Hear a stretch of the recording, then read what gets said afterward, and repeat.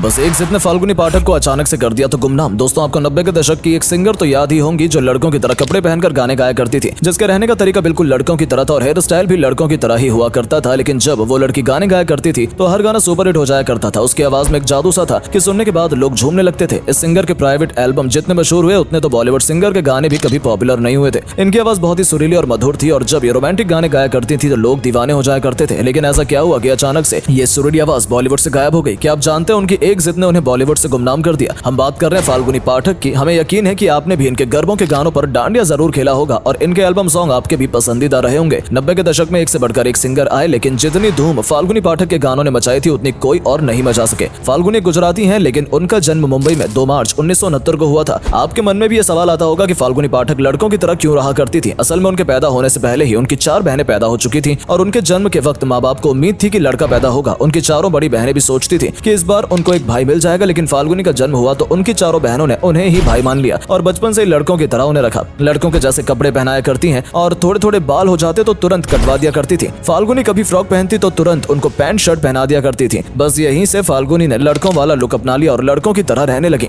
फाल्गुनी एक साधारण परिवार से थी, लेकिन संगीत का शौक उन्हें बचपन से ही था। 5 साल की उम्र में जहाँ सारे बच्चे खिलौने से खेला करते थे, फाल्गुनी रेडियो पर लता मंगेशकर के गाने सुना करती थी। धीरे धीरे यह गीत संगीत उनके मन में ऐसे बस गया कि उन्होंने गाना भी शुरू कर दिया। उनकी माँ बहुत उन्हें सपोर्ट किया करती थी और अपनी बेटी को गुजराती लोक गीत सिखाया करती थी। नवरात्रि होने पर नवरात्रि के गीत भी उनकी माँ उन्हें सिखाया करती थी और बेटी के इस शौक को उन्होंने करियर बनाने के बारे में सोचा। फाल्गुनी नवरात्रों पर डांडिया नाइट में गाने लगी। हालांकि उनके पिता को फाल्गुनी का गाना पसंद नहीं था। इसी वजह से एक बार फाल्गुनी की पिटाई भी हो गई थी। जब वो सिर्फ 9 साल की थी, घर वालों को बिना बताए 15 अगस्त पर स्टेज पर चली गई और गाना गाया लैला में लैला। उनके पिता को जैसे ये बात पता चली वो गुस्से से आग बबूला हो गए और फाल्गुनी की पिटाई लगा दी। वैसे पिता की नाराजगी भी उनका शौक कम नहीं कर पाई। जब वो 10 या 11 साल की थी उनको बड़ा मौका मिला और एक गुजराती फिल्म मेकर ने उन्हें अपनी फिल्म में गीत गाने का मौका दिया और इस तरह उन्होंने अपनी फिल्म का पहला गाना उस दौर की मशहूर गायिका अलका याग्निक के साथ गाया। बस यहीं से फाल्गुनी की उड़ान शुरू हो गई थी। नवरात्रि और गरबे में गाना गाने के साथ ही फाल्गुनी मशहूर भी हो गई थी। लेकिन अब वो सिर्फ गुजरात में ही नहीं बल्कि पूरे देश में नाम कमाना चाहती थी। सपना बड़ा था लेकिन उसे पूरे करने का हौसला उससे भी बड़ा था। फाल्गुनी पाठक ने कुछ दोस्तों की मदद से एक बैंड बनाया और उसका नाम ताथैया रखा। इस बैंड के साथ उन्होंने देश के अलग अलग हिस्सों में जाकर गीत गाना शुरू कर दिया, लेकिन फिर भी उन्हें वो पहचान और शोहरत नहीं मिल पा रही थी जिसकी उन्हें तमन्ना थी और वो हकदार थी। अब उन्होंने कुछ अलग हटकर करने का सोचा। 90 का दौर था और प्राइवेट एल्बम्स की धूम मची हुई थी। बड़े बड़े बॉलीवुड गायक अपने निजी एल्बम लॉन्च कर रहे थे। इसी तरह से फाल्गुनी ने भी अपना प्राइवेट एल्बम लॉन्च करने का प्लान बनाया, लेकिन उनको नहीं पता था कि उनका ये फैसला क्या रंग लेकर आएगा। साल 1996-97 में उन्होंने अपने पहले एल्बम की तैयारी की और 1998 में कड़ी मेहनत के बाद उनका पहला एल्बम याद पिया की आने लगी लॉन्च हुआ। एल्बम ने रिलीज होते ही ऐसी धूम मचाई कि 19 साल की लड़की की आवाज ने पूरे देश को हिलाकर रख दिया। रिया सेन के ऊपर फिल्म आई गई। ये एल्बम इतनी हिट हुई कि सभी जगह फाल्गुनी पाठक की आवाज गूंजने लगी। एल्बम के और 2 गाने चूड़ी जो खन की हाथों में और हिंगड़ा मिलवा गई थी मोरे सैया भारत में ही नहीं बल्कि विदेशों में भी खूब पॉपुलर हुआ। एक छोटी सी लड़की की आवाज ने बड़े बड़े बॉलीवुड गायकों को भी हैरान कर दिया और एक 19 साल की लड़की स्टार बन गई। इसके अगले ही साल उन्होंने मैंने पायल है छनकाई नाम की एल्बम मार्केट में उतारी। इस एल्बम के भी 2 गानों ने धूम मचा दी और लोगों ने खूब प्यार दिया। सभी जगह उनके गीत गूंजने लगे, यहाँ तक कि पार्टी में लोग इनके गानों पर नाचने लगे। मशहूर कुछ इस तरह हुई कि उन्हें इंडियन मैडोना का खिताब दे दिया गया। अगले साल 2000 में उनकी एक और एल्बम मेरी चुनर उड़ उड़ जाए रिलीज हुई। इस एल्बम ने भी धमाका कर दिया। इस एल्बम के आने के बाद फाल्गुनी पाठक सीधे सफलता के 7वें आसमान पर जा बैठी। अब लोग इनके एल्बम का इंतजार करने लगे। उनकी मीठी आवाज लोगों के सर चढ़कर बोल रही थी और उन्होंने एल्बम के जरिए लोगों को अपना दीवाना बना दिया था। फाल्गुनी के गीतों की आंधी चल रही थी, लेकिन अचानक ही फाल्गुनी बॉलीवुड से गायब हो गई। ऐसा क्या हुआ उनके साथ कि उनके गीत आना ही बंद हो गए? चलिए आपको बताते हैं। असल में उनकी गुमनामी की वजह उनकी एक जिद बनी, जिसका रिजल्ट ये हुआ कि उन्हें बॉलीवुड में गुमनाम कर दिया। असल में उनके अच्छे दौर में उन्होंने कई ऑफर्स ठुकरा दिए। जब उनका पहला एल्बम रिलीज हुआ था तो उनकी आवाज लोगों को ही नहीं बल्कि बड़े बड़े म्यूजिक डायरेक्टर्स को भी पसंद आई थी। इसके बाद वो फाल्गुनी के पास आते थे और उन्हें बॉलीवुड में गाने के ऑफर देते थे, लेकिन वो सारे ऑफर्स को ठुकरा देती थी। उनकी आवाज में ऐसी खनक थी कि वो बॉलीवुड की मशहूर गायिका बन सकती थी, लेकिन उस समय प्राइवेट एल्बम का दौर था और उनके गाने धमाल मचा रहे थे। पैसा इज्जत नाम सब कुछ उन्हें मिल रहा था। शायद यही वजह थी कि वो बॉलीवुड में मिले उन अवसरों को एल्बम करने की जिद में खोती रही। एक इंटरव्यू में उन्होंने कहा था कि बॉलीवुड के गानों में डबल मेहनत करनी पड़ती है। इसी वजह से वो हिंदी फिल्मों में सिंगर नहीं बनी और उन्होंने बॉलीवुड को कभी सीरियसली नहीं लिया।